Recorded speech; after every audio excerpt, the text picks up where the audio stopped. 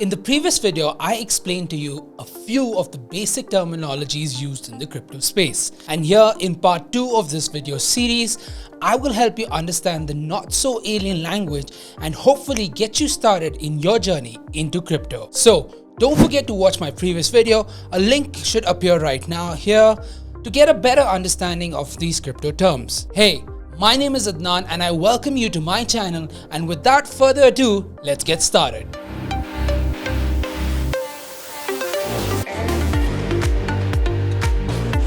The next term we have is gas, a fee that developers have to pay to the Ethereum network in order to use the system. Gas is paid in Ether, the native cryptocurrency of Ethereum. Next we have Genesis block. Genesis block is the first ever block in any blockchain network. Also called as block 0, this is the only block in the whole network, not referring to any previous block. In addition, this gets solely created by the developer without any decentralized network. Next up we have is halving. Halving is a periodic reduction in the mining rewards. For example, Bitcoin mining rewards are halved every 2,100 blocks. In 2009, the reward for mining a single block was 50 Bitcoins. At present, after 3 halving events, it currently stands at 6.25 Bitcoins. The next such event is scheduled somewhere in 2024, which will bring down the value to 3.125 Bitcoin. The sole purpose of halving is to push the value of a coin upwards by inducing artificial deflation. Next up we have is hash rate. Hash rates directly correspond to the miner's ability to create new blocks. The hash rate requirements adjust according to computational power ability. Few miners with low computation in a network bring the difficulty level down to keep adding blocks at the same pace. Similarly, a higher mining difficulty needs a greater hash rate for adding the block in the same amount of time. This time varies between networks. For instance, Bitcoin adds a block every 10 minutes while Litecoin does this in 2.5 minutes. A greater network difficulty also means a robust network, making it hard for the bad actors to play foul. Next up we have is Hodl. Hodl is the misspelled version of hold, which is another acronym but simply means to hold and avoid selling when prices start falling. Some also say hodl when they actually mean hold on for dear life, technically making it an acronym. The next term we have is initial coin offering or ICO. ICO is a way to raise funds for new cryptocurrencies, which is much similar to the initial public offering but isn't regulated. During an ICO, a crypto firm offers its native tokens at an introductory price and mentions the procedure for purchase. This normally involves sending fiat or other notable cryptos to the company's wallet and receiving the new token in your crypto wallet. The absence of regulation makes ICOs a risky proposition, with the biggest fraud BitConnect to date amounting $3.45 billion. The next term we have is market capitalization. Cryptocurrency market capitalization refers to the total value of all coins that have been mined. You can calculate a crypto's market cap by multiplying the current number of coins by the current value of the coins. The next term we have is mining and is related to staking. Centralized bodies like governments regulate fiat currencies.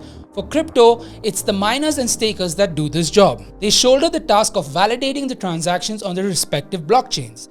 This risky adventure calls for subsequent investment, including a decent hardware and software setup. In addition, professional knowledge is mandatory to start with crypto mining or staking. However, they reap excellent rewards, mostly in the same crypto asset they mine or stake. The next term we have is a fan favorite: non-fungible tokens or NFTs.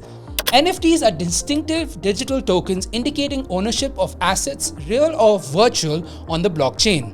For instance, one can mint an NFT from the first ever speech of Barack Obama. Others can make copies of that and distribute them. However, the NFT representing the ownership of the original public address will be valued above every copy. The next term that we have is peer-to-peer.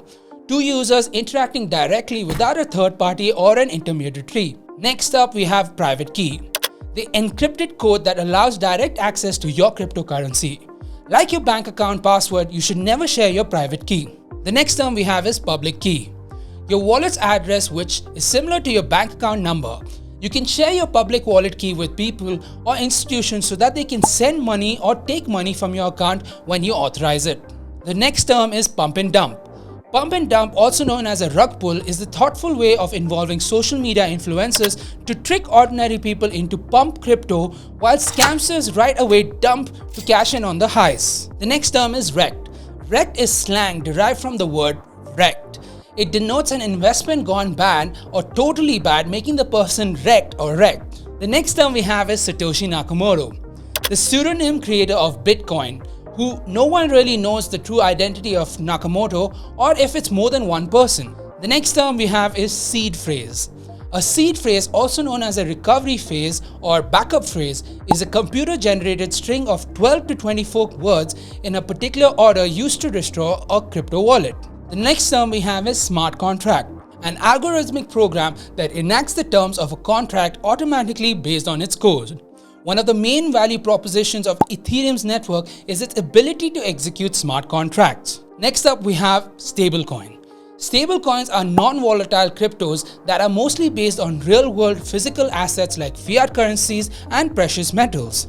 Besides, some are backed by other cryptos, example DAI, or computer algorithms like Luna to maintain a sensible price curve over time. In the case of crypto-pegged stablecoins, a huge amount of crypto reserve is kept as collateral to issue a small sum of stablecoins to avoid volatility. Alright guys, this was my humble attempt to cover some of the most commonly used crypto terms for beginners. But I hope these videos is enough to kickstart your crypto journey. Guys, one more thing before we go. I will be dropping more videos just like this. If you're interested in them, then hit that subscribe button and click on the bell icon so that you don't miss when my new videos drop. Crypto is my passion and I love making these videos for you guys. I would highly appreciate it if you could give this video a like and share it with your friends and families who have been struggling to understand the basic terminologies in crypto. For now, my name is Adnan Arif and it's been a pleasure explaining cryptocurrency terms you need to know.